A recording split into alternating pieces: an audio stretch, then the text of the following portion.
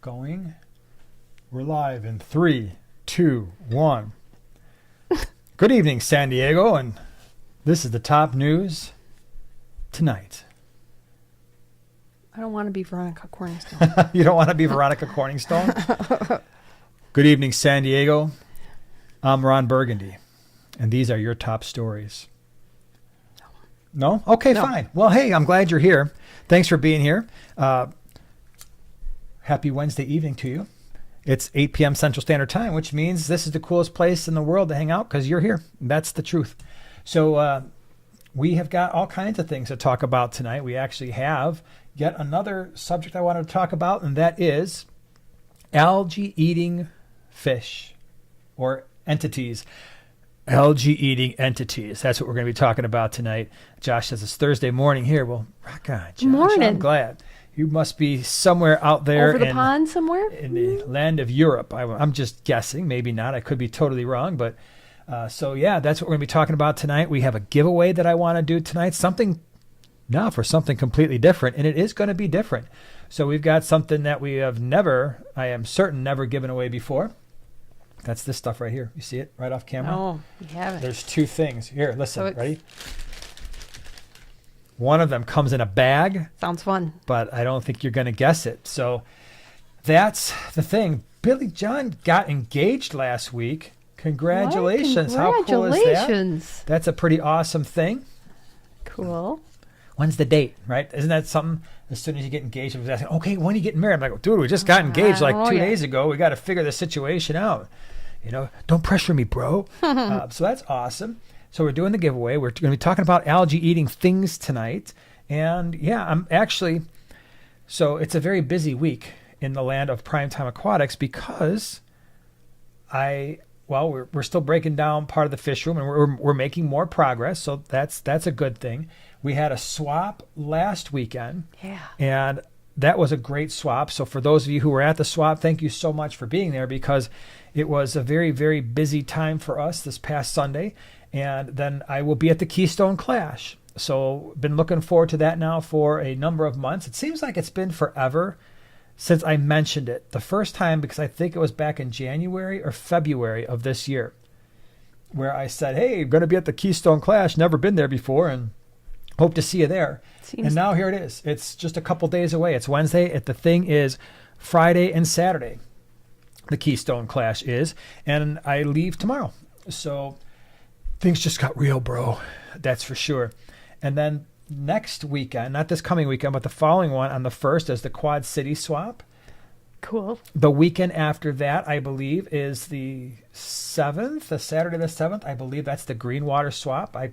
Someone had to double check me on that one, but I'm pretty sure that's when that is. And then we get a couple of weeks where we get a break. And then, boom, November starts, and we've got Aquashella. There's a GCCA swap. There's a bunch of stuff going on. So it's a crazy, crazy time when fish keeping season really starts to fire up. It's like our summer is kind of like a break on multiple levels. I get a little bit of a break from teaching, although I still teach in the summertime.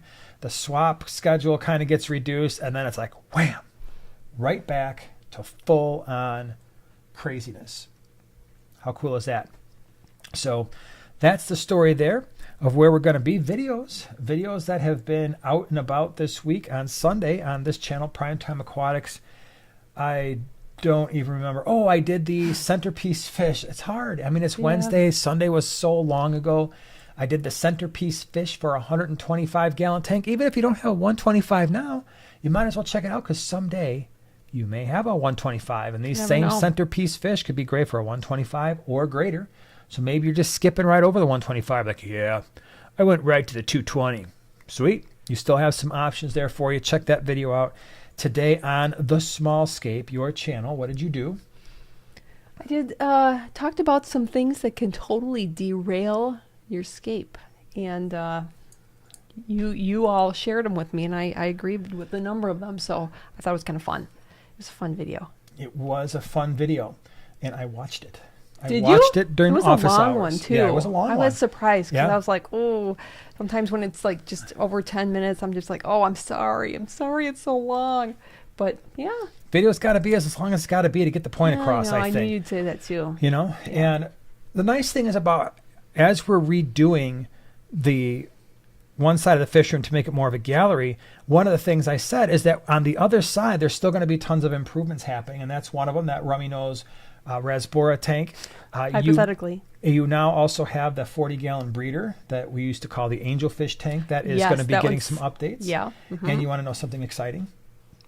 The middle 40 breeder, where the brevis currently are. Yeah. Well, we're selling those brevis off at swaps. I'm pretty sure that tank will be empty after the 1st of October. Ooh. And so there is another opportunity for an aquascape. And that's one of the most visible tanks that we have in the fish room. Like, it's because it serves as a backdrop. Yeah. But it's the middle bottom one. No, middle top. Yeah. Oh, I've hated that one. Oh, I've always hated that one. Yep. That's another one of my arch nemesis. Well, it's time. It's time to go for it. Make it more better. And that will be... Who do you think is going to go in there? We have to discuss that, you and I. I mean, we got to figure that situation out. Yeah. It does have a rock background, so it's got the gray rock. So in that way, we have to kind of be aware of that, if you will. Mm-hmm. So we'll figure that situation out, but that's what's been going on. And then all right, so members video, I got to kind of figure that situation out because normally they come out on Thursdays, but as I just said, I'm going to be leaving tomorrow for Keystone Clash. And so I'm wondering if maybe I have to figure something out. It might come out on Sunday. So the members video this week might be a Sunday instead of Thursday. But Sunday, we have the regular video coming out, and it's a good one. It was based on something I saw on a social media post that I think we just need to address because it could go horribly wrong. So Sunday's video is not your typical, here's some cool information about fish keeping. It's going to be more, wow, this is crazy. Crazy, like, it's an interesting topic. I can't wait. So, yeah, I hope you enjoy it because it's going to be a little bit different from some of the other stuff. So that's the land of videos. That's what's been going on there. And want to say thank you to all our moderators. Second floor I see is in the house. Shannon and Ryan. Lynn's here, but she's kind of doing things. Hopping in and out. Doing multitasking. It is Water Change Wednesday for all y'all. It is. Water changing. Yeah. It could very well be a Water Change Wednesday for you and yours. Not for us because we're sitting here talking to you. True, that would be hard. Wouldn't that be something? Although people do it, right? I think it's something. I'll tell you right now, if we move the live stream downstairs, we could very well do some. And that's actually one of the things I thought would be kind of cool is once all of this equipment gets downstairs, the camera that we use, there's no reason why we can't have a cameraman, i.e. Luke or Eli, kind of following us around the fish room. I mean, the thing zooms just fine, and we could do during potentially that would be cool. More interactive stuff, more demonstration type things. Everybody so be like, more hey, space. Take us over to that tank on the right. All right, come on, let's go. Yeah. Cool. So it could be there could be opportunities there.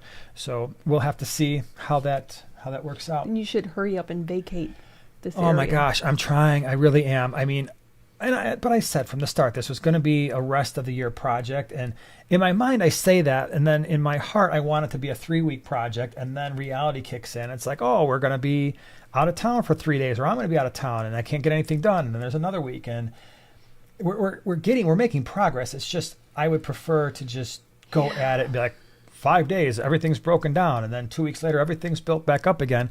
But at the same time, I really want to enjoy the process, and I really want to think this through. Not that we haven't done that before. I was really happy with the way both sides of the fish room turned out originally.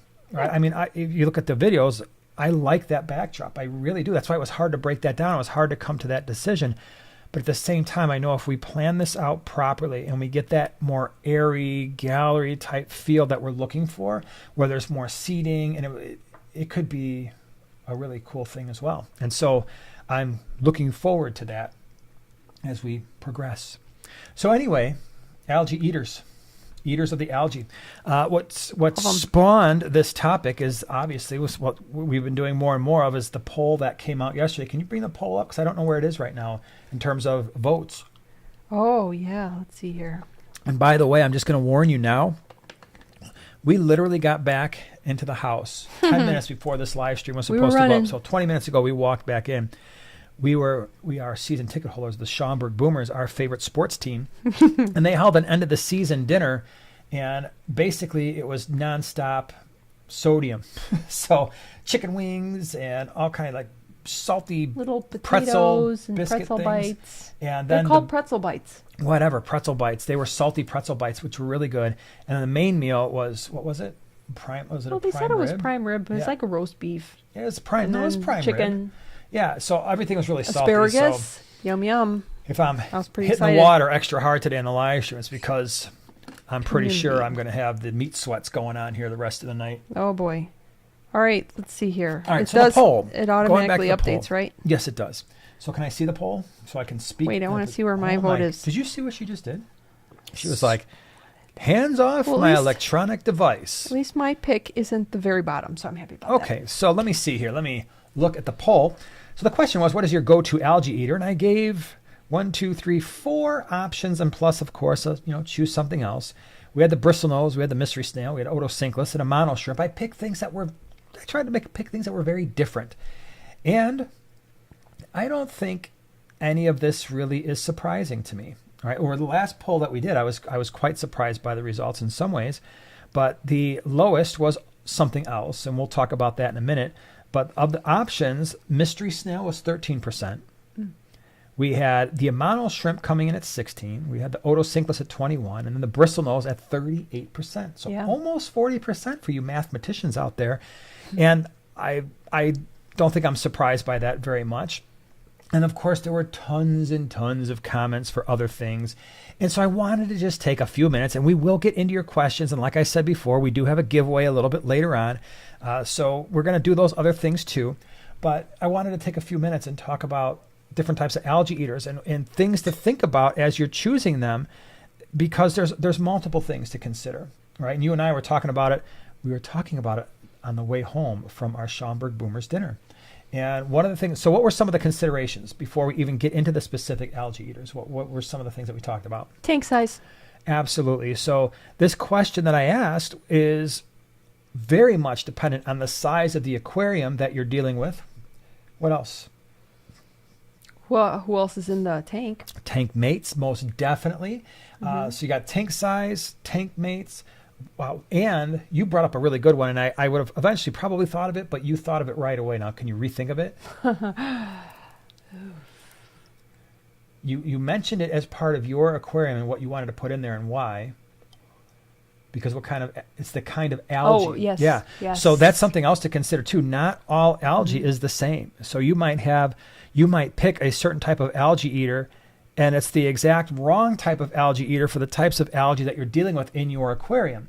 And a lot of people, I think that really important perspective and aspect gets lost. Yeah. Right. That important detail. So you've got size of the tank, you've got your tank mates, the types of algae that you're going to be dealing with, and whether or not it's a planted tank, and the types of plants you have in the aquarium also matter, right? So some things to consider. If you were doing, let's say, less than a 5-gallon, what are our choices? What would you choose? Mystery snail or the Amano shrimp. Okay, so that's 2 good selections, mystery snail, Amano shrimp, knowing that, again, we're dealing with 2 different algae-eating types of organisms, in the sense that if I was overrun with, let's say, diatom algae, would you really choose the Amano shrimp? Probably not, because what are the Amano shrimp really good at? That little fine hair algae. Yeah. So if you've got a lot of green hair algae, Amano shrimp might be awesome for you, and that's one of the reasons why people keep them in planted tanks, to try to keep that down. If I was dealing with the diatom algae or just the standard green algae, then your snails might be a much better option. And we talk about mystery snails a lot. And sometimes I'm guilty of this, especially based on the comments, I ignore the nearite snail.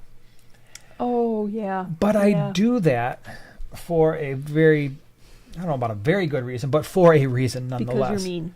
Because I am, Mean. I'm a mean person, and I don't like nearite snails. No, I like the way they look. They To me, the look nearite snails cool. look better than mystery snails, and they stay smaller, which is pretty cool. And you could make a strong argument that they actually do a better job of eating algae, although I think mystery snails do a great job. But what's the number one issue? Do you remember? Eggs on the glass. Oh my gosh!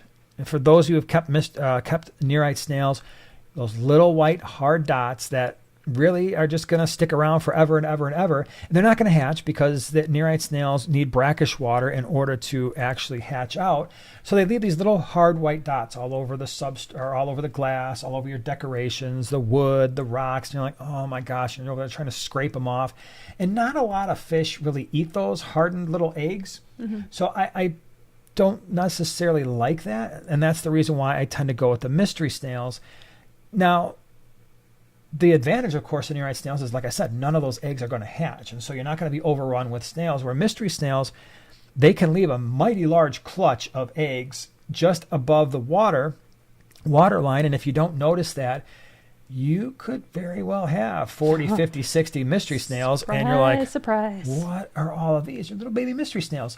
But I think that's really easy to avoid. If you know what you're looking for, if you're like, okay, this big giant clutch of eggs right above the water line or on the underside of your fish tank lid, that's mystery snail eggs. If you don't want them, you scrape it off, done. You don't have to worry about it anymore. If you do want them, well, leave them there.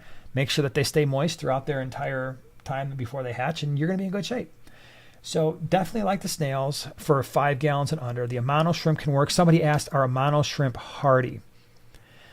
I wouldn't say they've been overly hardy for us necessarily, but at the same time, I've only gotten like grade B Amano shrimp, and I brought a bunch in.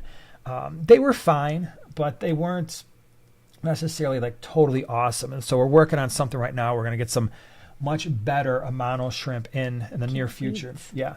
So yeah, 5 gallons and under, those are great options. And by the way, they're great options for any size tank, but again, you have to be mindful of your tank mates, right? Now, as soon as I hit a 10 gallon, I think we have additional options. Probably one really good additional option. Any idea? I'm just testing you. I know I'm putting you on the spot because we did not discuss doing this. The Odos? That's not a horrible guess. I personally wouldn't probably put them in a 10.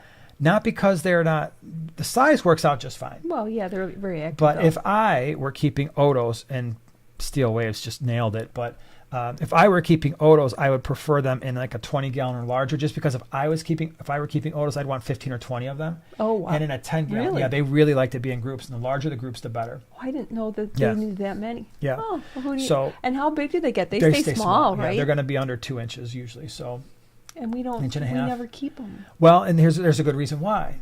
So again, another thing that we didn't mention is water parameters, right? And there's another one that you didn't mention yet, but I'll no, leave feel that. free to, or Really? are you just going to plug it in somewhere else? Well, I don't know if you're going to touch on it. But Feel you free. want to wrap up your Yeah, thoughts? so water parameters are big. Like if you are looking, if you've got super soft water, then your snails might be a little bit harder to keep alive because the snail shells might start getting thin. You've got to supplement their diet, make sure they're getting enough calcium. So that could be a potential issue. With the Odos, for us, we never keep them, never. Because it's a situation, and I was just talking to somebody at the swap about this last weekend, where they were saying, yeah, you know what, we bought 10 Odos, and we had 2 that survived, and they've been around for a few years, but the other 10 died. And at least for our water parameters, our water parameters high pH on the harder side. It would be one of those things where if I bought 20, I would hope that 5 to 8 would live. And I don't want to buy fish knowing that I might lose a lot because I'm not giving them water parameters in which they can thrive. So going back to the 10 gallon, and I already mentioned that Steel Waves nailed it, and that's the clown pleco. Oh, I thought you meant like you were saying on your list. And Okay. Yeah, sorry. So, but yeah. But funny story, in my rummy nose tank, I did originally have a super red Bristlenose pleco in there. And I probably had him as a baby and just had him in there. And I really wanted to find him. I couldn't even find him where I put him. And in the tank, I couldn't locate him. And I'm like, no, I don't know. And this brings me to my point. But anyways, I did choose 2 clown plecos instead of the Bristlenose, because they do stay a little smaller. And but it was also because of the scape that I have. Yeah. I have a lot of bulbitis, and I didn't want a pleco just barreling all around my plants. And I just didn't think I had enough driftwood for him to hang around. So and he would just look monstrous. The scale would look monstrous. And the types of plants. But the clown pleco is a great pleco. I think that they are relatively hardy. Mm-hmm. Again, we've brought them in numerous times in relatively large groups, never had an issue with them. I shouldn't say never. Almost have never had an issue with them. I think there was one time where I brought them in. They were a little skinny, and we had some issues. But for the most part, we've brought them in a number of times and have always had really good luck with them. And again, our harder water with a higher pH, and that's not necessarily ideal for them, but they are relatively hardy. They accept a wide range of water parameters, stay small. A 10-gallon is perfectly appropriate because it's not a very active fish. And in fact, it is rather reclusive. It does tend to hide a little bit more than our Bristlenose do. But yours were out this morning, so I knew that you would put clown plecos in there. I was like, oh my gosh, yep, they're out there just doing their thing. Yeah. But again, that's not necessarily an algae eater that I would use for green hair algae, right? That's your diatom algae. That's your standard green algae. But the green hair algae, not so much, right? So you've got your mysteries. At this point, you got all your snails. You've got your mono shrimp. For the green hair algae, you've got your clown plecos that would do a relatively good job. No matter what we're talking, before I even go any further, just keep in mind that if you are thinking about doing any type of algae eating organism because you've got an algae issue, know that when they finish the job of eating all the algae, you're going to need to feed them. You're going to have to make sure that they're getting food, whether that's sinking pellets or kelp wafers. Pro tip, when you are worried about them not getting enough food, other fish are eating the food too quickly, turn the lights out after the lights have been off for a little while and the lights in the room have been off for a while. Chuck a couple of kelp wafers in there or some sinking pellets. And if you wake up in the morning and everything is gone, you know that your nighttime feeders, which are usually going to be your plecos and your snails and stuff, they were munching on stuff. So, and the other fish can't see it, so they won't eat it. So that's definitely an important thing. By the time you get to the 20-gallon, now I'm a big fan of the Bristlenose. All right, so 20 gallons and above. Yeah. And you've got so many options, right? You've got the standards, you've got the albinos, the super reds, the calicos, the green dragons. I mean, the list just goes on and on. You've got some with blue eyes, some with standard, long fin, short fin. So there's a lot of options there. And in our fish room, the Bristlenose pleco has been the absolute workhorse of our fish room. When our tanks are algae free, it's because of those fish. And we put them in every fish tank. It doesn't matter if it's a Mbuna tank, peacock tank, the Midas cichlid tank. As long as they've got a place to go, a tunnel, a hiding spot, a pile of rocks, if there are more aggressive fish in there, the Bristlenose will kind of just chill out in those rocks. And then when the lights go off, they come on. And that's okay. I mean, you won't necessarily see them all the time if you've got slightly more aggressive fish and they're hiding during the day, but they don't mind being out at night. That's when they become very active and they do the algae and they search for food and, they eat the pellets that you put in there after the lights have gone off. So that is definitely a good option. Again, 20 gallons and above. And I find them interesting, especially because they have so many different color varieties and so many different fin varieties. That's our go-to. We have them everywhere. We breed. One of the main reasons why I keep that Bristlenose breeding tank going isn't necessarily to sell those fish at the swaps, because everybody can breed Bristlenose plecos. I mean, that's just an absolutely flooded market. You bring those things at a swap, even at around us, 3 inches, you're looking at maybe $2-3 a fish. So as a tank, it's not really worth it. But I have this. Can I just share? Can I share with you a fear that I have? It's bristleноsophobia.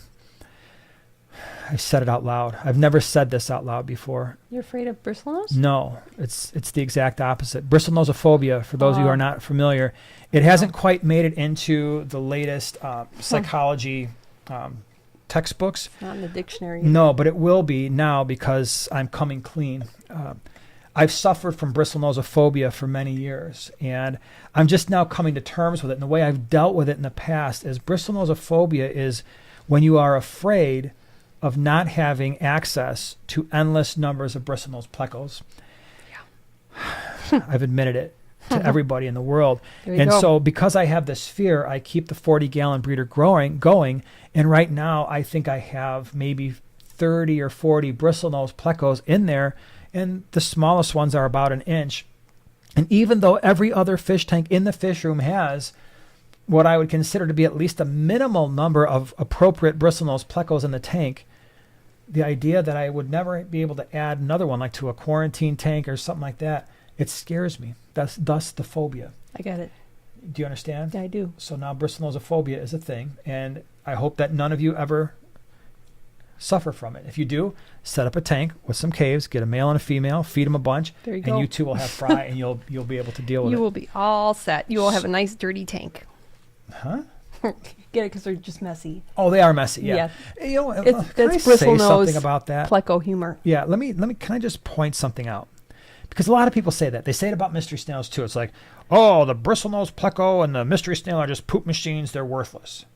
I wouldn't say that. Okay, well, do you understand what's happening in that ecosystem? What they're doing for you is they are consuming the algae in your aquarium. And yes, maybe you have to feed them. But then they are using a lot of the algae that they consume as energy and as nutrients to build themselves bigger, right? Make more cells, grow, let them grow in size. And then you're converting a lot of algae to what is essentially a smaller amount of waste. So you have to ask yourself, what would you rather do? Would you rather look at a tank with algae or scrape algae off of stuff, or let the fish do it and then gravel vac some fish fecal matter and have that trade-off? I am perfectly willing and okay with that trade-off, right? Fish, snails, whatever, you take care of the algae, which I do not like to scrape, and in the process, I will vacuum up the remains of that, your digestive processes. So that's how I look at it. Now, so that's the Bristlenose. At that point, and if I remember, that was the largest of the options. Yes, you can go with even larger pleco types, and some of them will eat algae, but I personally, once you get into some of these larger pleco, and I'm not talking about the common pleco. The common pleco to me is nearly worthless once it reaches about 6 to 8 inches at eating algae. At that point, it's just a scavenger bottom feeder type of fish. By the way, most of what we're mentioning, these are scavengers. And it sounds kind of strange to say, but these are fish that actually will help your water parameters in the sense that if another fish dies, how many of you have been like, wow, you know what? I used to have a dozen tiger barbs. Now I have 10.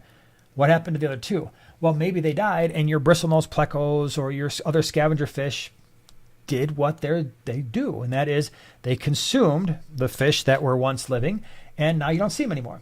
And so by that fish being consumed, it's not in the water somewhere, stuck behind a plant, rotting away, unseen, causing water quality issues and cloudy water and stuff. So they also serve that purpose besides just eating algae. They do scavenge. Same thing with snails, right? How many of you have had pond snails, ram's horn snails, Malaysian trumpet snails, and you've got a fish that is no longer with you, and especially if it's a smaller fish like a tetra type, neon tetra type, you're like, there's a mound of mystery snails, or a mound of Malaysian trumpet snails. Yeah, like, oh, 5 minutes later, there's nothing. Yeah, and like they're just doing their job. So that's an important job that they do as well, I think. Want to hear something funny? I want to hear something hilarious. Okay, I got a few things that are pretty funny. All right, Josh says, really, here they are, 70 Australian dollars for a size that big. For what? For a pleco. What type of pleco? Bristlenose? Maybe. Oh, yeah, here? That big, so... I don't. You're $2-3. This is $70. I literally do not even bring bristlenose plecos to the swaps unless they're pre-ordered. I'll put them on the website for pre-order, but it's a waste of time for me to bag up a bunch of bristlenose, even at $2 or $3 a piece. And again, they're on the smaller side. I'm not saying I'm selling huge plecos, but there's just everybody around here who's got them, I think, has probably tried to breed them. And now they're like, oh, I've got 30 of these things and I've got 5 tanks. And so now they're giving them away or giving them to pet stores. And Lady Diane says, I gave them away at the last Massey swap. All colors. Yep. Yeah. And it's crazy because, for a while, some of those rare, I get when they were first popular or coming out, even like the super reds. Yeah. I can remember the super reds going for like $12 a piece. I can remember people trying to sell calicos for $15 to $20 a piece. And now it's like, well, the calico pretty much looks like a regular one. Even the green dragon pleco. We've got green really dragon, green, long fin green dragons in our fish room. But they're pretty. I do like them. They're pretty, but they're not that much different from a standard bristlenose. They should be. They're smoother and they have a slight greenish brown tint, but it's not like, wow, those are really green. They should be Kubutai Rasbora green. That would be something. Oh, that would be amazing. Why haven't they made? You would think with you're going to say glow, aren't you? Glow bristlenose. Oh, wow. I'm not. By watching the channel, I do not keep glow fish. Yeah. But if you were going to make one, holy cow! I mean, Right? why wouldn't you have glow bristlenose? They're super hardy as it is, right? And when they're really small, maybe not. But once they get past that 2-inch mark, they're really, really hardy fish. But then after that, once you get to the larger ones, people ask all the time, what would you do for algae control in tanks that have large fish? And for us, it's always been the full-grown male bristlenose, which gets to be about 6 inches or so. And those fish tend to not take to bullying all that well. Like, they will fight a little bit. Other fish around food, especially if it's sinking food and it's around time to eat. I've had them in with Oscars. I had them in with our 18.5-inch tilapia. I've had them in with all types of African cichlids. Again, the larger South and Central American cichlids, the Midas. And if you give them a place to retreat to, they will do their job. And now I haven't, like, what do you do with a dovi? Well, you're going to be in there with a razor blade scraping algae off of your glass, and because it's going to destroy anything that it sees. But, flower horns too. It's like, good luck keeping any type of algae. Put some mono shrimp in with your flower horn. Don't do that. They're going to go missing. So yeah, at that point, when you get to the specialty plecos, it's like it's hit or miss as to whether or not they're even going to eat algae. For instance, in our fish room, we have, what do we have? We've got Spots provolone. What is Spots provolone? Snowball pleco. That's his name, Spots provolone. Great fish. He's out all the time. Love him. He's about this big. He's in a 75-gallon. So pretty. Not really an algae-eating fish. He's just a scavenger. And then we have the blue phantom plecos. We have 3 of them around the fish room. I see them more and more now. They've really settled in, especially with fish that are always out and about, but they're not typically going to eat algae. People make the argument all the time, Bristlenose don't eat algae. Ours do. You just have to have sufficient quantities. Like in our 150, I think we've got 10 of them. In our 150, I think in the Mbuna tank, there's 4 in a 75-gallon, full grown. And the food competition is so high in those aquariums that they're like, okay, I got to take care of the algae to get food. Now I do feed them, right? Because we just said, if you don't have a big algae issue, you have to feed your scavenger fish, your plecos and stuff. But still, it's one of those things where it's like, I could still eat. Well, then you're left with the biofilms on stuff and the algae. So go for it. And they do. Whip's here. Everybody say hi to Whip. What's up, He's Whip? Leaving. Yeah. In 7.5 hours. Yeah. So 4 a.m. See you soon. See you tomorrow. Tomorrow evening. Drive safe, Whip. Yeah. Have fun. Go It'll give it your all. It'll be a good time. Henry says, is this a good place for beginner questions? Of course it is. Sure. That's why we're here, is to help people through the fish keeping hobby. So anyway, I think for the most part, and by the way, the smaller snails that we didn't mention, like the ram's horn, I saw some people mention ram's horn, Malaysian trumpet snails, the bladder / pond snails, those will eat algae. For sure they do. You just have to be careful with those, because if you start dropping flakes and pellets in there, they will also form a big giant snail ball and start competing with the fish for food. And once that happens, it can be a little bit more difficult to control. So I personally, I don't throw the pest type snails in my tanks on purpose. If they are there, fine. But any tank that doesn't have them is because there's some type of fish in that tank that's eating them. So it's about, what would you say, maybe at this point, 30, 70 in terms of snail. There's probably 30% of our tanks right now have snails, and the other 70 don't, because there's some cichlids or some loaches or something in there that are just like, yeah, I got these. Silver dollars, eat the heck out of them. Tinfoil barbs, when we had them. Bala sharks would eat them. So there's a lot of fish that we had that would eat them. Okay, I think it's ready for your questions. So did you have any? Sweet. I did at one point, but I do believe I've lost them. Oh, I have a good one. Chris asked, are whiptail cats algae eaters? Absolutely. In fact, we have, it's kind of a variant. It's the L11A lizard tail pleco, and we've had these in our fish room for years. Cute. And we've got a bunch, and we sold a whole mess load of them at the GCCA swap this past weekend. And I'm thinking we might sell them all at the quad, because we had 2 full tanks of them. One's gone, and the other one is like, okay, I'm pretty sure they're going to be gone by the time October rolls around. They're so cute. But though. I love, oh my gosh, and thanks for mentioning that, Chris, because that's a really good point. These lizard tail plecos, when you see them, they're not cheap, right? So even at the swaps, I think we're like $9-10 a piece for them. But at a pet store, I'm sure it's probably $15 to $20. But they're really, really, really cool fish, because the lizard tail pleco, otherwise known as the lizard tail catfish, but it is a pleco. I mean, it's got the same mouth as a pleco. It's doing stuff on the glass. They only get to be around maybe 5 inches long, but they stay skinny, so they don't have nearly the bioload that a bristlenose pleco does, because they're not nearly as big of a fish, but they will absolutely, I see them all the time on the sides of the glass, on the sides of rocks and wood and all kinds of stuff, and they're really cool. The L11A is a lizard tail that will get red, and it's definitely like a nice brownish but mostly red tint. Love it. You can keep multiples together. They're really mellow. For that, again, I don't know, maybe a 10-gallon. I know they get 4 or 5 inches, but they're not active. So when you're looking at fish tank sizes, yeah, you're looking at the size of the fish, but you're also looking at how active the fish are. And most scavenger type, pleco type fish, algae eating things, are not active fish. Karen says, how big do bristlenose plecos get when they start growing the bristles? I have 2 that might be calicos, but I don't see bristles. You'll usually start to see them somewhere in the 3-inch range. You'll start to see, it's still pretty hard, but you'll start to see the males sprouting them a little bit. And by the time they are 5 inches, they should have a full face of bristles. And it can be pretty impressive. Yeah. Sharpie, thank you so much for the super chat. Great seeing you both at the GCCA. It was great seeing you too. A special thank you to Joanna from Miss Sharpie, Mrs. Sharpie. Welcome. Well, thank you. We're glad you were able to hang out at the swap. Yeah, Hope even you had got a great to time. say howdy do to Whip, Yep. one and only. Yeah. Yeah, good times. That was a great swap. It was a good swap. It was a great swap. Good to be Yep. back. Yep. Scripsky says, how do you guys prep your tanks for trips? That's a great question. So nothing special. And, well, I should probably back up. 99.9% of the time, well, 100% of the time, there's always somebody here.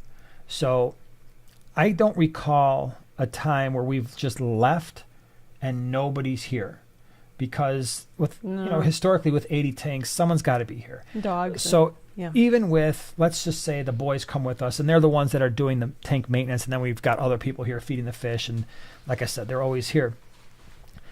We don't do anything super special. We do the normal tank maintenance. So if we're going to be gone for a week, we do the maintenance before we go, that's our water changes, our gravel vac, we maintain our filters, and then the feeding of the fish, they don't need to be fed every day, right? So if you're on vacation, I don't stress. If we're just gone for a weekend, I just leave it.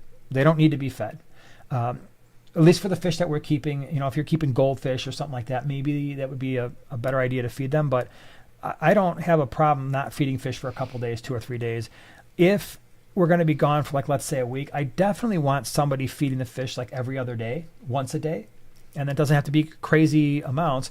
Now, if you've got more aggressive fish, some large South or Central American fish, or some really, really mean Mbuna cichlids like the Demasoni, and you've got a group and some Aratus, and they're all working it out, and you don't feed them, they start getting really not happy, and that can lead to some issues. But for the most part, we don't do anything special. So just kind of stay with our maintenance. And I think one of the things that helps is if you are on your tank maintenance weekly and you're keeping your aquarium water parameters where they should be, the leaving for a week or so, it shouldn't have that big of an impact, because your nitrate concentrations are already low before you leave. Maybe they're only at 5 or 10 parts per million. In the worst case scenario, they're at 25 or 30, but they're only there for a week. So it's like, whatever, I'm going to do a larger water change when I get back, and everything's going to be back to normal. So that's kind of how I look at it. Zal, thank you so much for the super chat with the number 1. Aww. All right, so the question is, I added 2 biomedia bags to my established tank to seed a new tank. That's awesome. Coming up soon. Water is now cloudy milky. Only been 3 days since water change. Is it related to the new biomedia? Probably. So it might just be the fact that whatever had, especially if you do like the more of the rock type ceramic media, that will just release stuff if you don't rinse it out first. If it's just something you added, right? So it's not something you replaced where, like, all right, I'm taking all the media out that was old and I'm putting all this new media in to seed it, which I don't see why that would be a thing. But yeah, it could just be that it released some stuff into the tank, and then with a few water changes, it will gradually go down. But there's no real reason why it would do anything bad to your aquarium. It shouldn't be causing any ammonia or nitrate spikes, because I'm assuming you left the original media in the filter. But yeah, I mean, you can do that. And then one of the things you can do, you said 2 biomedia bags to add to a new tank. Coming up soon. Yeah, the soon to me would be, I would probably want those biomedia bags in the aquarium for at least 4 weeks. 4 to 6 weeks would be really nice. Then they'd be fully seeded, and then you can put those in your new aquarium. Or do a 50-50 where the new aquarium gets some of the old filter media from your existing tank and one of the new biomedia bags that you just put in, and just kind of split it that way, because your existing tank will still have a ton of beneficial bacteria on the surfaces within your tank. So that's how I'd roll with that. Truth Will Out, thank you so much for the super chat. Glad you're here. No question, just what up? What's up, man? What's up? Thanks for being here. Appreciate it. What do you got? You got something? What's your dude wants to know, what's your favorite pleco? Mine is the vampire pleco. Oh, that's a good one. That's a good one. I was tempted Sounds to cool. bring those in at one point.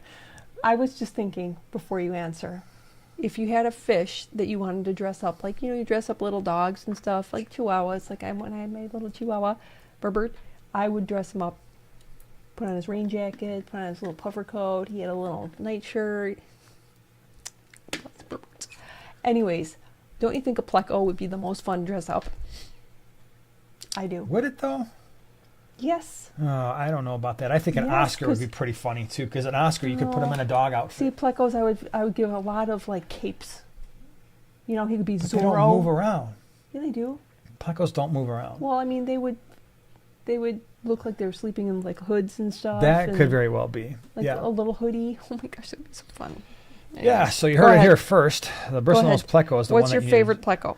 My favorite pleco, I still think the Bristlenose, because it's by far the most versatile and you have the most variety. Like I said, you've got between the super reds, the albinos, and you've got the blue eyes, and then you've got the green dragons, standards. I like green dragons. Long fins. I Yeah. really like the long fins. So if I had to stay with one, those would definitely be it. And I find them to do the best job of keeping our tanks in decent shape. So Adam says snail outfits are easy to sew up for little dogs. Oh, I bet. yeah. That would be so cute. Oh, yeah. Steel waves, a betta would be fun to dress up. A top hat would be cool.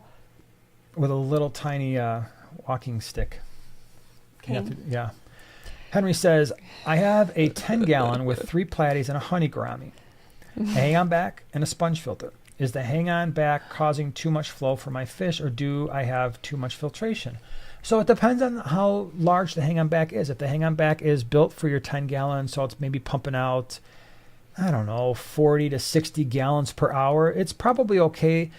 The real question is when you watch your fish swimming, so both your platies and your honey gourami.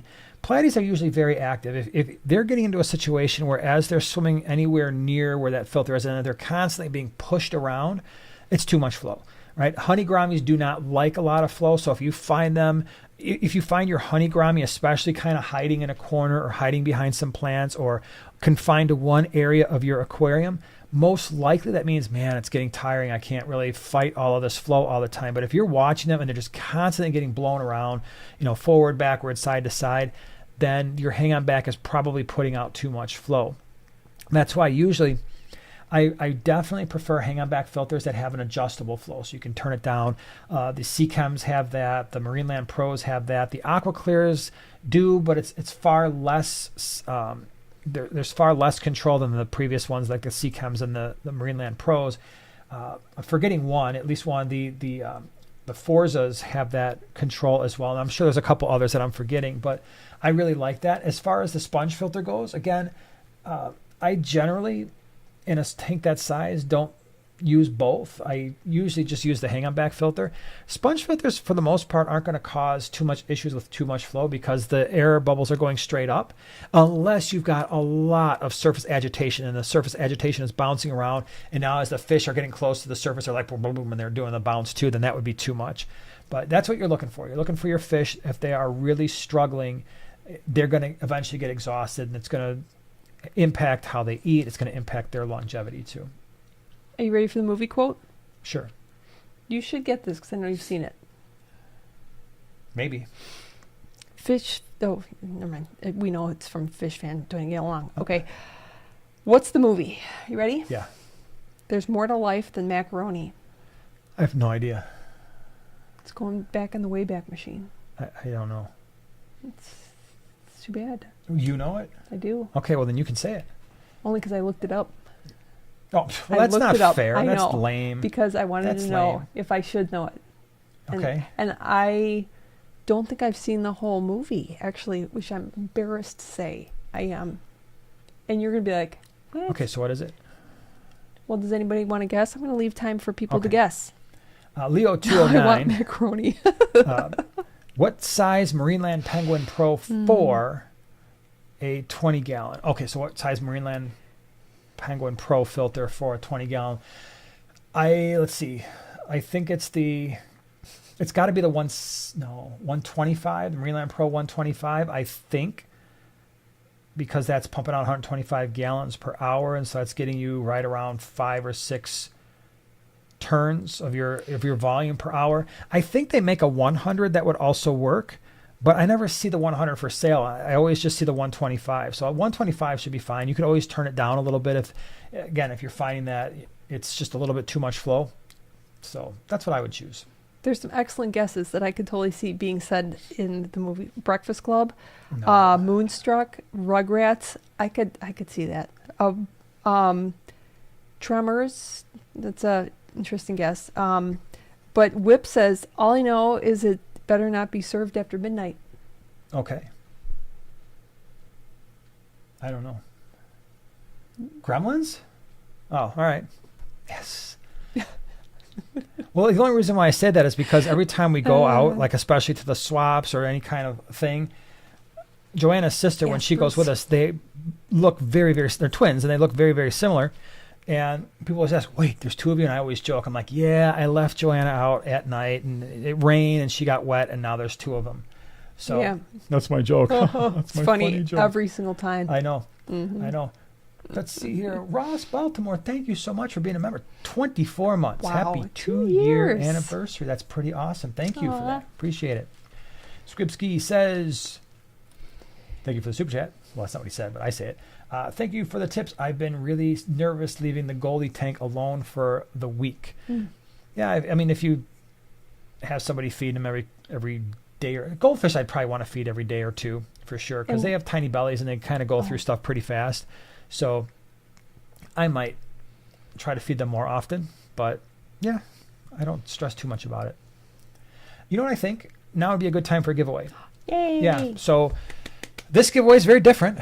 It's going to go to one winner, of course, like most all of our giveaways do. They go to one winner. We'll explain how for those of you who are new to the whole giveaway situation. Are you choosing a number right now? I am. Okay, so let's talk about what's going on here. We have 2 things. I probably could have taken this out of the bag, but I didn't, so whatever. It's different because we got some stuff from Aquarium Co-op. And I don't Corey know if sent you us guys some have heard of Yeah. it. So we got some Aquarium stuff. Sorry I Co-op. left it in the bag, but the theme is plant fertilizers. So we've got some Easy Green. This is a nice big bottle. Usually it's 1 squirt per 10 gallons, so this will last you a long time. So thank you to Aquarium Co-op for sending some stuff to us, because sometimes I just like to send us some things because they're nice people. And then we've got the root tabs here, the Aquarium Co-op root tabs for your root feeders. And so basically, if you've got a planted tank, the deal is the Easy Green is really good for your stem feeders, things like water wisteria, water sprite, hornwort, guppy grass. So the things that really aren't rooting hard into or rooting deeply into your substrate. So this is really good stuff. So much so that I would be, if you don't have a really heavily planted tank, experiment a little bit with the dosage. I might go a little bit lower with the dosage before. Hold on, we're not doing numbers yet, everybody. Y'all are typing in numbers. You don't even know what the range is yet, you crazy kids. You eager beavers, you. I just said that on a live stream.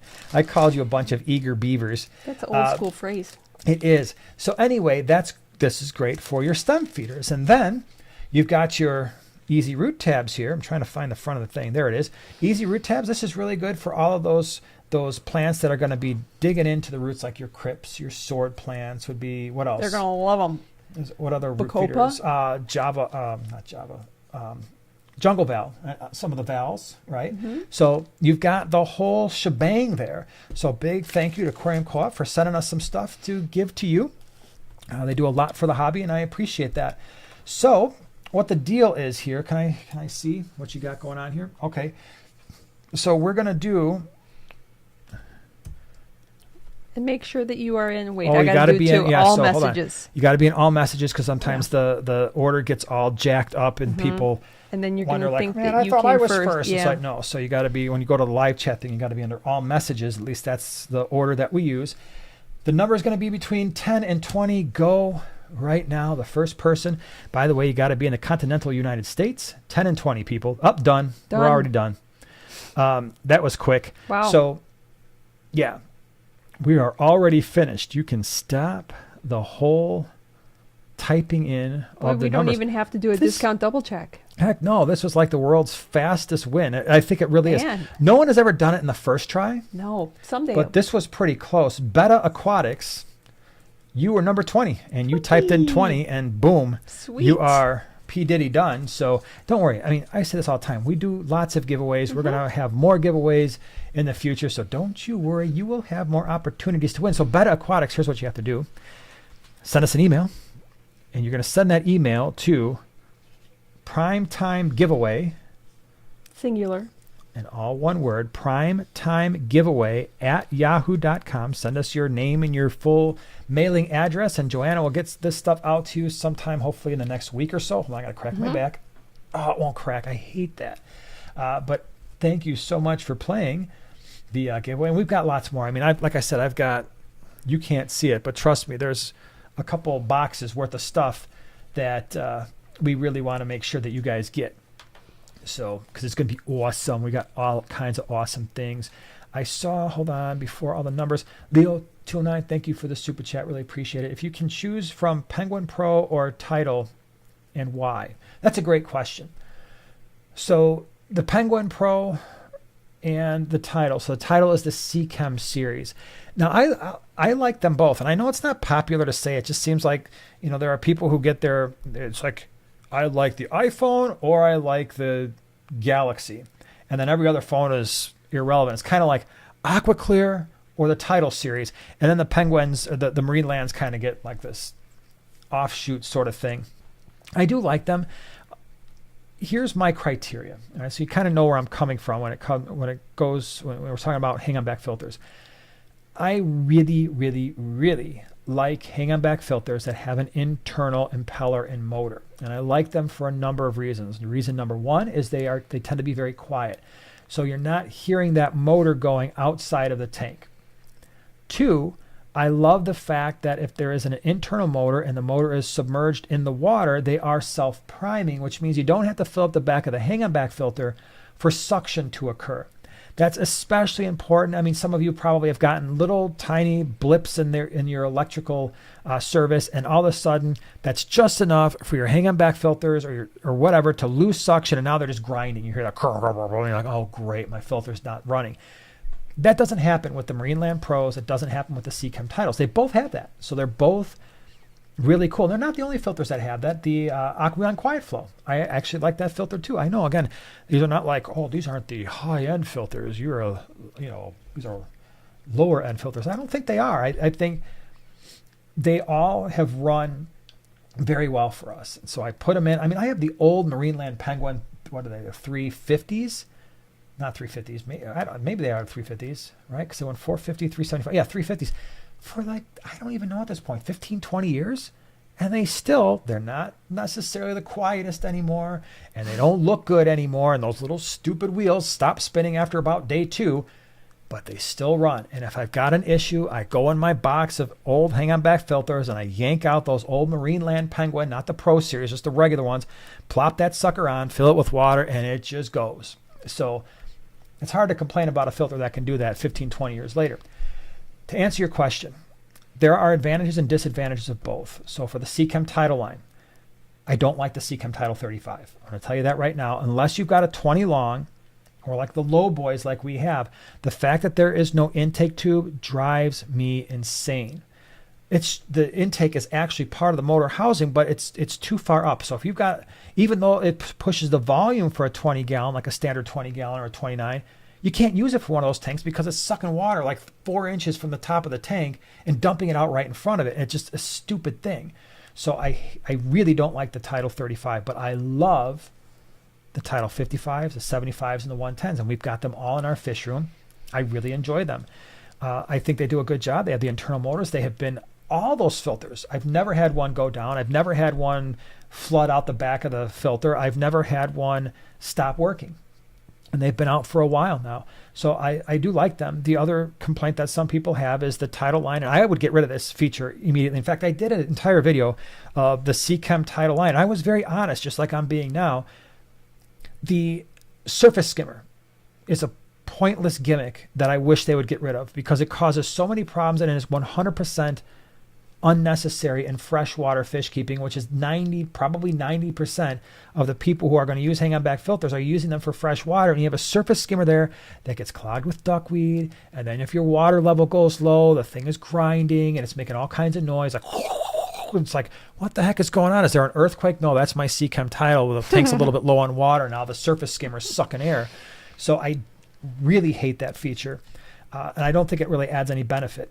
But if you're a person who keeps your water level at a normal level, and we do, and it's incredibly, big picture, it's a minor thing because we keep our tanks filled, so it almost never happens. But it's a good filter. Easy to change out the stuff. I find it to be the easiest filter to maintain. Right, the little basket that comes out is the best one. It's way better than the AquaClear one because it just pulls right out as one piece, as opposed to the AquaClear things that flop over on the sides. So I like that. Now the Marineland Pro series, again, internal filter, runs well, very sufficient compartments for both of them in terms of filter media and customization. The bio wheels are stupid. I wish they would get rid of those things. They're pointless. And if you look at the complaints about the Marineland filters going back 20 years, it's always the bio wheel stopped spinning. It's like, as a company, why on earth would you put those bio wheels in there knowing that most of the time they stop and it's going to make people think the filter's not working? And it's a gimmick. It's absolutely unnecessary and worthless. I know why they do it, because in big aquaculture systems, the best aeration you can get for your beneficial bacteria is when the water is falling into a surface. So you'll see in a lot of big aquaculture systems, you'll have like a waterfall, right? The same reason why they do it in ponds. You have this waterfall with massive amounts of aeration, and all that beneficial bacteria is coating that, and it's doing a great job of the nitrification process. So I get why it's there. And on a large scale, that can be incredibly important.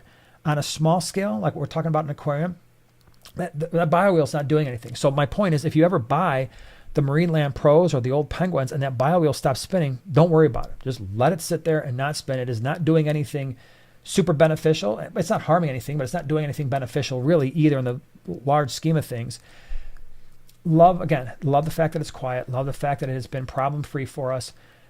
Couple things to watch out for. That housing is a little bit wide. They're going to have to redesign that housing at some point, because unfortunately it's high enough in that filter where if you've got glass lids, for some of the tanks, the glass lids will not seat 100% flush. I don't really care. To me, that's so minor. It doesn't bother me, but it sticks up like maybe an eighth to a quarter of an inch past the plastic rim of the tank, to the point where it's not sitting 100% flush like it normally would, because the housing for the actual motors is kind of wide, so you can't push the glass far enough back.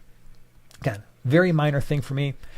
The other thing, and you should be unplugging your filters when you do tank maintenance, but should you forget to unplug those Marineland Pros and you lower the water level past the motor, that motor will get so hot that the housing will actually, it will bulge out and will block the impeller, and there's no way to fix that. You've ruined the motor at that point. We've actually had that happen before 2 times because the boys forgot to unplug that thing, and then it got really, really hot.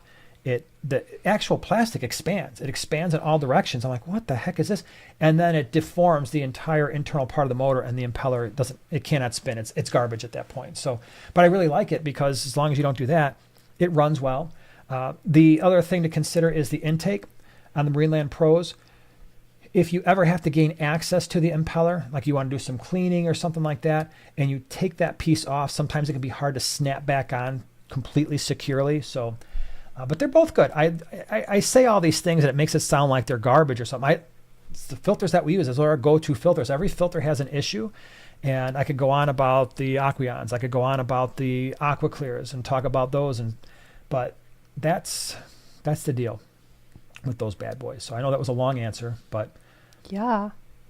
a lot of experience with those filters, and I feel like I've hopefully can help people avoid potential issues. What do you got? You got something? You got something you want to say?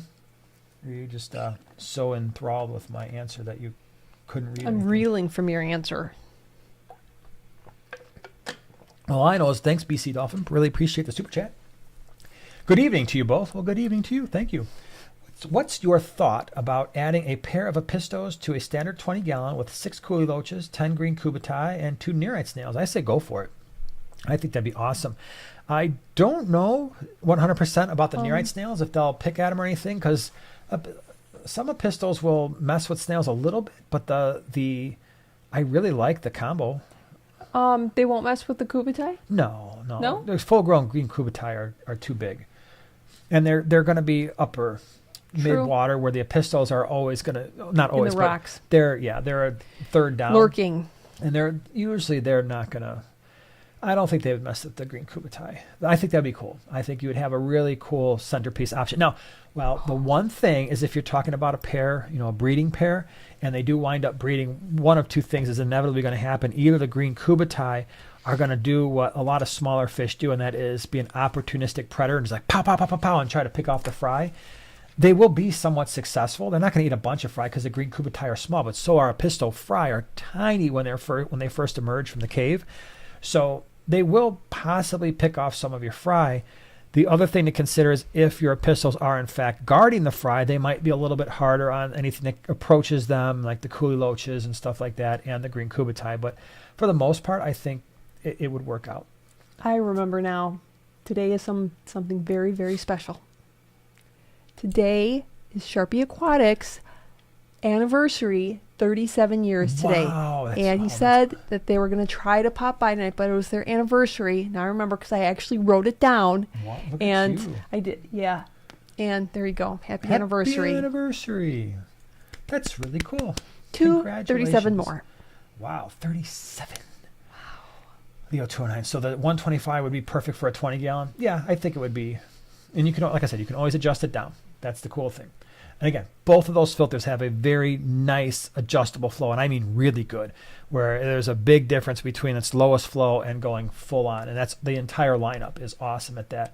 Much better than any other filter out there in terms of the adjustability. This is a great question. Are you ready? Yeah. It's from Finsanity Aquatics. Can you please explain why ponds, not tiny backyard ponds, do not have surface breakup yet fish survive?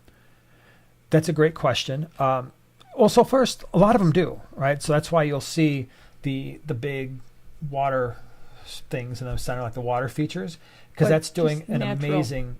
Well, that's doing an amazing thing. Mm-hmm. But the other thing to consider is it's not as necessary because the surface area relative to the volume in many of those ponds that you're seeing is very, very large. So when you're looking at a backyard pond, we often try to make them, in some cases, make them deep enough so that fish can survive in the pond, especially when you start getting large koi. It's like, what am I going to do with 25 large koi? I'm not bringing them in the house. I don't have tanks big enough for all these fish. So you want to overwinter them, which means you're going to throw some heaters in there and maybe an air stone and kind of let them do their thing and just hibernate, for lack of a better term, in the winter. But to do that, you have to have a fairly deep pond relative to the surface area so that the whole thing doesn't freeze over, and therefore you're going to have to add some form of aeration, whether that's, like I said, a waterfall or a water feature or some type of, whatever, some type of water movement in a filter. But with the large natural ponds, that's not often the case. Usually those ponds are not quite as deep, but they're so wide that you're still getting a ton of surface area. But the other thing to consider too is you've also got a lot of plant life there that is releasing oxygen into the water, and that's helping the fish get the oxygen that they need so they don't have to rely quite as much on the surface agitation for a pond with less surface area but deeper. There you go. Santiago Mercado says, my 5-year-old is watching it with me. She wants to say hi. What's up? Hi. How are you? I hope you're having fun. Yeah. James, thank you so much for the super chat. Lost a couple Similis to a crazy aggressive couple of young Brichardi, sub 2 inches. I moved them. Never had Brichardi be so nuts. Wow. 50-gallon lowboy, tons of rock and shells. Brichardi just hovered over the shells and wouldn't quit. Ideas: get rid of the Brichardi. I've kept and bred Brichardi, and I did it for years in a species only tank. For the Tanganyikans, I can tell you this: if I set up 50 more Tanganyikan tanks, the Brichardi will be in exactly 0 of them. And the reason for that is they breed like absolute crazy. I think of the Tanganyikans, they are by far the most prolific, even more so than Maltese or Similis or any other Tanganyikan fish I can think of. And what makes them particularly a problem in a community Lake Tanganyikan tank is the subadults will protect the fry. And so now you've got the adults protecting fry, you've got the subadults are protecting fry, and so anything that comes near the fry or where the adults are spawning, they're now a target. And because they reproduce in such high numbers, nobody else in that tank has a chance. And so I'm not putting Brichardi in any more like my Lake Tanganyikan tanks because of that issue. And they just breed like absolute crazy. And then for us, the problem was they were breeding like crazy, but then the market wasn't there to support how much they were breeding. And so what I wound up doing, believe it or not, is I kept some of my best Brichardi just because I liked the way they looked, chucked them in my 125 with my other larger peacock cichlids, and the Midas cichlid is in there and a bunch of other random fish. So they're in there and they're doing great. But if they're breeding, there are so many larger fish that are like, dude, you can do whatever you want, but I'm going and I'm eating all these fry, and you can try to protect them if you want, but good luck with that. So the way to control the numbers, if I were somehow forgot I wasn't supposed to be adding Brichardi, because the one thing I wouldn't mind doing is adding the daffodil Brichardi, which are really pretty.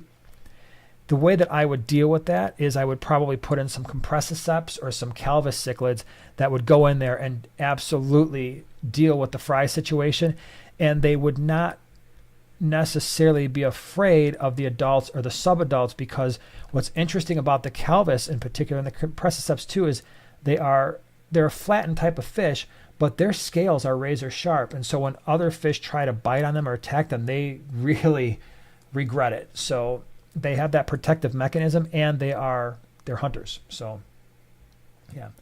John says, have you guys been to a 49ers game yet? Not in San Francisco. We were at a 49ers game when they came in and played the Bears one time, and I was in full-on 49ers gear because I am a 49ers fan, first and foremost. Thank you, Steve Young and Jerry Rice and Joe Montana and all the rest. Steve Young is like my all-time favorite football player, and in my opinion, the best quarterback that ever lived. I understand that's highly debatable, but no one's going to be able to change my mind. Mike says, good seeing you guys at the GCCA. The reviews I got from you have already settled in and are stunning. Well, thank you so much. I'm glad to hear that. Glad you were there hanging out. Blake, the Bears. Bears. I like the Bears. The Bears are my second favorite. My brother makes fun of me because in football, he's a Steelers fan. And Whip, you'll appreciate that. But apparently, he feels that if you are the fan of one team, you have to hate all of the other, 29 teams there are in the league. And he literally does. I've asked him, okay, if the Steelers fell off the face of the earth, what other team would you root for? He's like, I would just stop watching football. I'm like, no, you wouldn't. He's amazed because I can almost rank my favorite teams from like 1 to 30. I think there's 30 teams in the NFL these days, or 32 or whatever. He's like, well, what are your favorite teams? I'm like, well, it goes the 49ers, then the Bears. I like the Jets, then the Raiders. I'm like, I like the Jets. And don't ask me why about the Jets. I like them from back in the day. And then, I can just go on and on and on about my favorite teams, and I can rank them. And if the Buffalo Bills are playing the Seahawks, I'll be like, oh, I want the Bills to win. He's like, why do you care? I'm like, he just looks at it from, if the other team is in my Steelers division, I want them to lose. And I'm like, well, I just like the Bills better than the Seahawks. No offense to anybody living in Seattle. It's just everybody's got their list. I have teams at the very, very bottom that I would prefer never, ever, ever win again. But I don't want to say those teams because I don't want to make anybody mad because it's nothing personal. Jets, Jets. And that's Eli's favorite team, too, is the Jets. Still? Yeah. We had a dog that wasn't very smart, and his favorite team was the Kansas City Royals. Remember his favorite team was the Royals. Yeah, but he liked the Browns. One of the dogs like the Browns? Yeah. It was the same dog. He liked the Royals and the Browns. Yeah. Yeah, but That's true. Yeah. yeah, It I was think him. he liked the fact that they needed some fans. Yeah, I actually do like the Royals. I think I love that park. I've never been there, but I've driven by it, and we like to go to all the different major league parks, and that's one I want to get to, especially because now they're talking about building a new one, and I really want to see the old one because it looks so cool. Mitch says Packers must be on your bottom list. They're down there, but they're not. I'm not one of those people. So, for instance, the White Sox are my favorite team, and this usually shocks people. But the Cubs are my second favorite team, and then the Yankees. Right? Sometimes the Yankees and So Cubs weird. switch. I like them both, and so you get the people like the White Sox are horrible, and they'll get into fistfights about. It. I'm like, I don't care. The Cubs right now are doing well. I'm happy for them, and I hope that they win a World Series. And I was there rooting for him, and I saw Chris Bryant when he picked up that ball in 2016. Remember, we were there. So, funny story, and I promise we're going to get back to fish. 2016, we're watching the Memories. Cubs Game 7 Oh my gosh, against the yeah. Indians. Remember, that's when they had the delay. Yes. At that delay, the kids were still small. We're like, guys, you got to go upstairs and go to bed. They were really into it. And like, it's getting late. I don't know when this game's coming back on. You got It's school school. tomorrow. Go to bed. So we are down there, and the game comes back on, and Chris Bryant makes that. And as he's making the play at third base, he's smiling like, "We're Yeah. about to win." Yeah. He throws it. Now her and I, we start jumping up. We're Oh my screaming gosh, and yelling like, "Yeah!" jumping up and down. And Luke comes out all groggy, like, "What happened?" Like, the Cubs just won. He's like, "What?" And he was like all mad. Like, the boys were all angry. Because So- he missed it. But Eli was, do you remember? Eli was not rooting for the Cubs. No, he's He always was rooting been for the yeah. Indians, Yeah. which Indians are like my second favorite And he got team. all mad. But Yeah, he for got the all World mad. Series, I'm like all Cubs. Yeah. And I actually like the Brewers a lot too. We too. Would, I That's mean, I would go to the Brewers before I go to Comiskey Park, even though the White Sox are my favorite team. I just don't like driving down to the Sausage city. race. Yeah. We haven't been there in like, what, 2 years? Yeah, it's been a little while. We 3 gotta years? go. We gotta go. I'm ashamed. Yeah, for sure. Orioles, love the fact that the Orioles are doing well. Love the Rangers. We went to a Rangers game last year. That was I fun. love seeing them do Great well. stadium. It's been a long time. All right, back to fish. I promised you that we would talk fish. Okay. Now everybody's like, Back to yeah, fish. share. And feel free, share your favorite teams. Yeah. Yeah. Represent.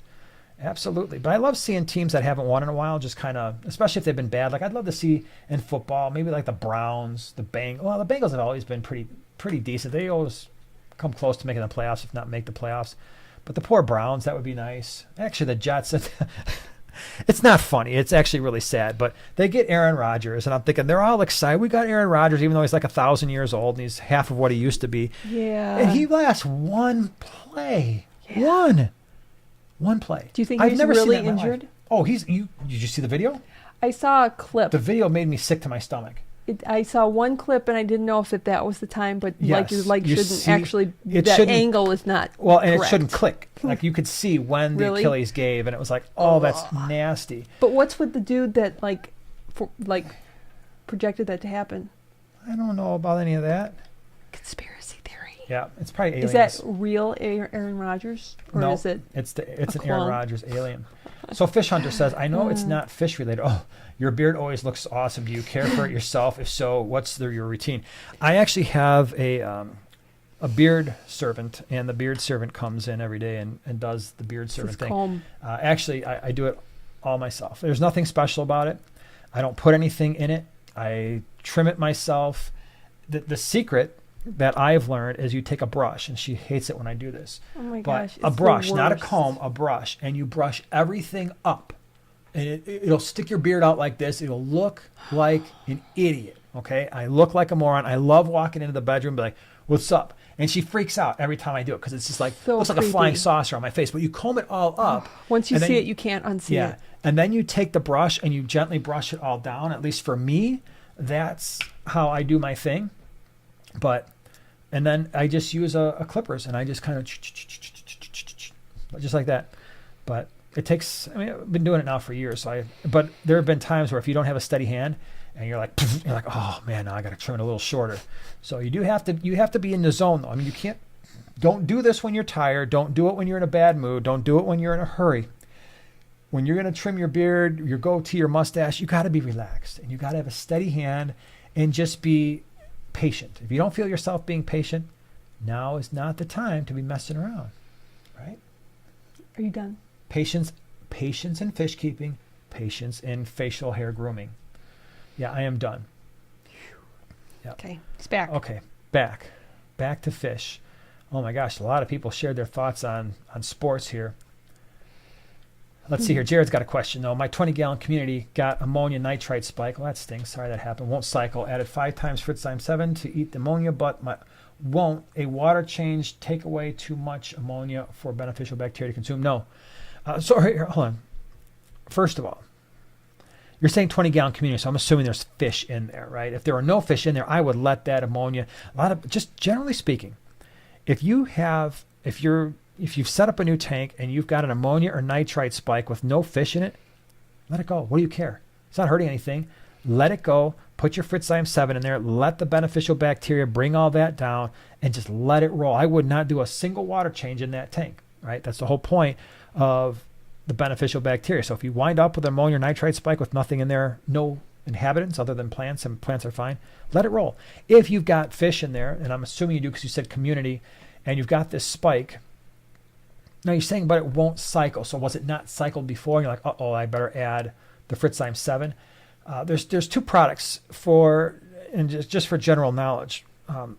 Fritz makes 2 products, Fritzheim 7 and Fritz Turbo Start. The Fritzheim 7 is generally designed in terms of the bacterial concentration and the formula to cycle a tank from the beginning with no inhabitants, and then you add fish very, very slowly, and it just kind of adds that beneficial bacteria, and hopefully everything just takes off nice and smooth. If you have a major ammonia or nitrite spike, the fish are already in there, it's like, uh-oh, something bad happened. That's where the Fritzheim Turbo or the Fritz Turbo Start comes in. That's got a more highly concentrated amount of beneficial bacteria. Now, Is this question from Jared? hold on. Yes. Okay. Yes, it is. He said no, it was cycled before. Did you see that? No, I didn't see that. Okay, so it was cycled before.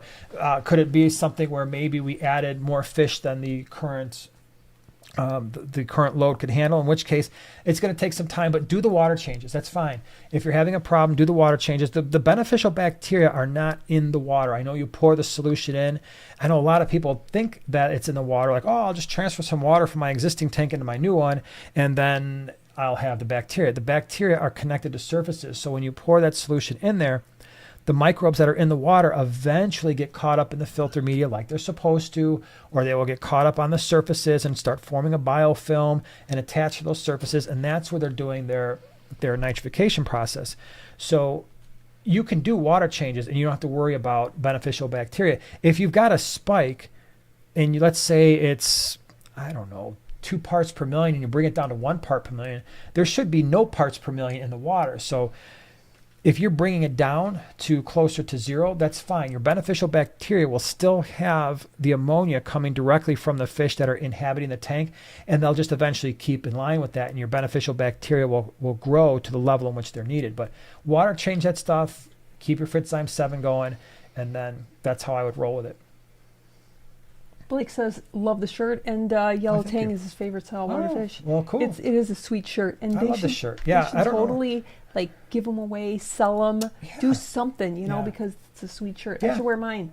Remember when I was like, I want one. They didn't send me one, so I went to Sean at Aquashella. He was text Sean and be like, busy "Dude." doing like 100 things, and I'm like, dude, I need a shirt. So he found one. This is actually one of my favorite fish-related shirts. I really enjoy wearing it because I It's do sweet. like the colors, and it's fun. Yep. So, but thank you. Sweet shirt. Thank you very much. VFA, what's up? Advice for gravel substrate. Getting a lot of anaerobic gas bubbles. It releases them with tweezers, gravel vac. I had 1 betta, 2 nearite, sponge filter. Thought I would add more rooted plants. So, one, I don't worry about it as much as some people do. I know some people freak out. It's going to destroy all your fish. I have had major gas bubbles where you get that sulfur smell. And it's primarily, I used to get that a lot in the Bristlenose breeding tank. When I was stupid and I put them on gravel for a Bristlenose breeding tank, bad idea, because then all the food that they're eating gets stuck in there. So thing number 1 is definitely continue with the gravel vacs, because that stuff happens more if your gravel is saturated with mulm, all right, fish waste, uneaten food. That's one of the main ways that happens. So you mentioned adding more plants, I think, more rooted plants. So probably maybe what's happening is you're worried, okay, I don't want to necessarily gravel vac a lot because I've got rooted plants in there. Gravel vac a little bit more. and a little bit deeper, right? Don't uproot your plants, but what's happening right now with all those gas bubbles, especially if it's gravel, is there's just too much mulm in there, and it's building up all of that nasty byproduct. And so the gravel vac will release a lot of those bubbles. You'll see them shooting into the gravel vac. Yes, it's going to smell a little bit, especially if you're emptying out into a bucket, but that's one way to get rid of it. And I personally haven't had any issues with, fish being like, oh, gas bubble, now I'm dead. That's never happened, and I've had that numerous times. So then the other thing, of course, is just making sure that you don't have a lot of fish food winding up in the substrate and then accumulating, because that's often where why that happens. Ross says, need a freshwater fish shirt with all the colors. I know. Yeah. Yeah, just like the Aquashella, I will say, and we've got a number of Aquashella shirts, and some of them have been really good in the past. Where that's another one too. I've got a couple Aquashella shirts that are right up there, like numbers 2 and 3, my favorite shirts. Yeah. new local Austin. Ross, there are some awesome primetime shirts. Yeah, well, we hope so. Yeah, we've got some good ones. I'm actually, well, never mind. I'm working on something, but. Well, you're definitely working on one. So we got a new version I'm working coming on out. a lot. Okay, Yeah. but the one version you have to order because that needs to come out probably next month. We need to have them in stock. Otherwise, we're going to miss the season for it. And it's one we've never done before. And so it'll be a limited run. And I hope you enjoy it. So probably the next 3-4 weeks. Barbara says, you mistakenly looked over my super chat question while taking a different filter. Hold on. I will answer it. Let me scroll up here. And I wonder if it's just because I got all the numbers came rolling in. Here it is, Barbara. Thank you so much for the super chat. I'm sorry I skipped over it. Thank you, Barbara. I'm getting green algae on my plant leaves. Could it be from too much light? My aquarium stays on for about 12 hours a day. So yeah, I would say 12 hours is pushing probably the maximum. I know, kind of when we're thinking about it logically, it's like, well, it's sunny outside for about 12 hours a day, but the difference is in an aquarium, that light is concentrated in a very small area, and so the tank is probably being illuminated a lot more than an average, aquatic system in nature. I'm curious, what plants? Are they anubias? Do you have mainly anubias? That would be my question. But in a way it doesn't matter because, I would probably turn the lights in terms of duration, maybe 8 to 9 hours. For us, as a reference point, we have our lights on for 9 hours, but it's broken up. And that's the other thing, too. It's broken up into 2 times a day. So they're on from 6 a.m. to 8:30 a.m. in the morning. So that's 2.5 hours. And then they come on right around 4 in the afternoon, and they stay on until 10:30. So that's another 6.5. So that's 9 hours. So I can't imagine a plant that would need 12 hours of light. So I mean, if you're home all day and you're like, oh, I want to leave the lights on because I'm home all day and I'd like to see the fish, totally understandable. Try to cut it down. Maybe shave 3 hours a day off of that. And then the other thing, too, like Joanna says, is, if you've got anubias or some of those broader leaf plants, they can sometimes accumulate algae. And if they're really slow growing. Right. You may want to add some fast-growing plants. Yep. Hornwort. Or and that'll give it some shade algae, too.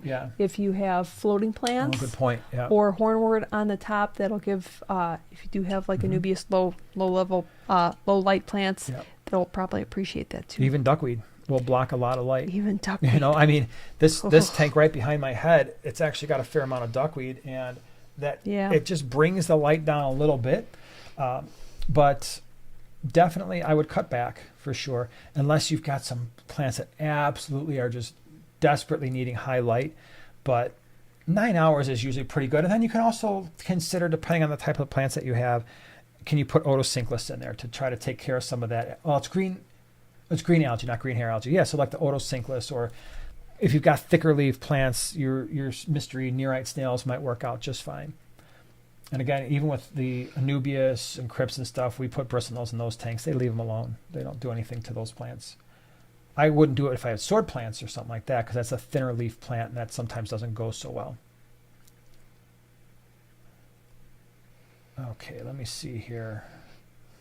I want to make sure I didn't miss any other ones while I was messing around. I haven't seen any, so if I missed any other ones. Yeah, Barbara, I think that was what it was. It came up right as we were finishing up the numbers situation. So sorry I missed that. But glad you said something and glad we were able to see it. All right, let me see here. JB says, I love John and Lisa. I love Primetime Aquatics too. I love everyone who shares knowledge and the hobby with us for free. Well, thank you so much. I'm glad you're here. I know John and Lisa are glad that you're here. John and Lisa are good friends, and we enjoy their company very, very much. It's Lisa's so freaking funny. Yeah.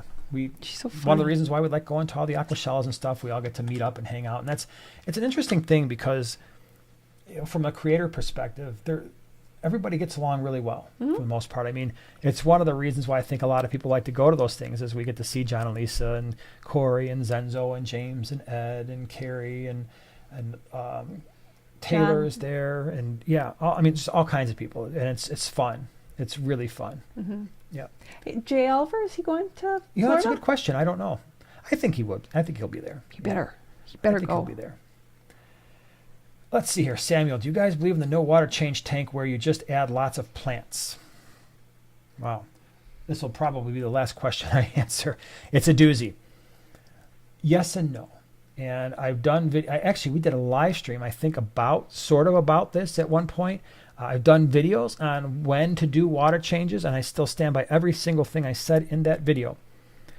So here's the deal with water changes in general. You're doing water changes, generally speaking, for two reasons. To remove nitrate from the water, which will eventually become toxic, and potentially to resupply minerals lost through plant utilization if you've got a lot of plants.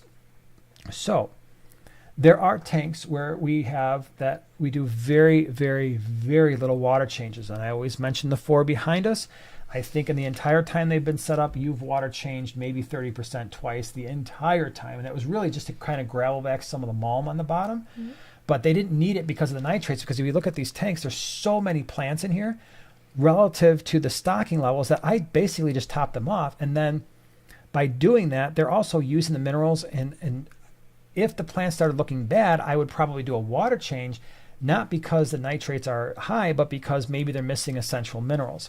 So there are times when you can, if the fish tank is very, very lightly stocked and the aquarium is very heavily planted, you can get away with close to no water changes. And in fact, the low boy that we have downstairs, the one with the black mollies in there, is very heavily planted. At one point, there was a canister filter in there that basically stopped working for close to a year. It was mostly a filterless 50-gallon low boy filled with black mollies, big surface area, only a 10-inch tall tank, 4 feet wide, 4 feet long, 24 inches wide, one air stone. We water changed that one, but there was no filter.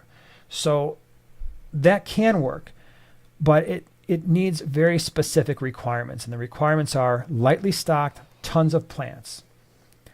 The problem is most people don't fulfill those two requirements, and you need both of them in order for that to work. Either the tanks are average stocked, which is nothing wrong with that at all, but in an average stock tank that is either lightly planted or not planted, you've got to do water changes because there's no mechanism there to remove the nitrate, and that needs to be removed.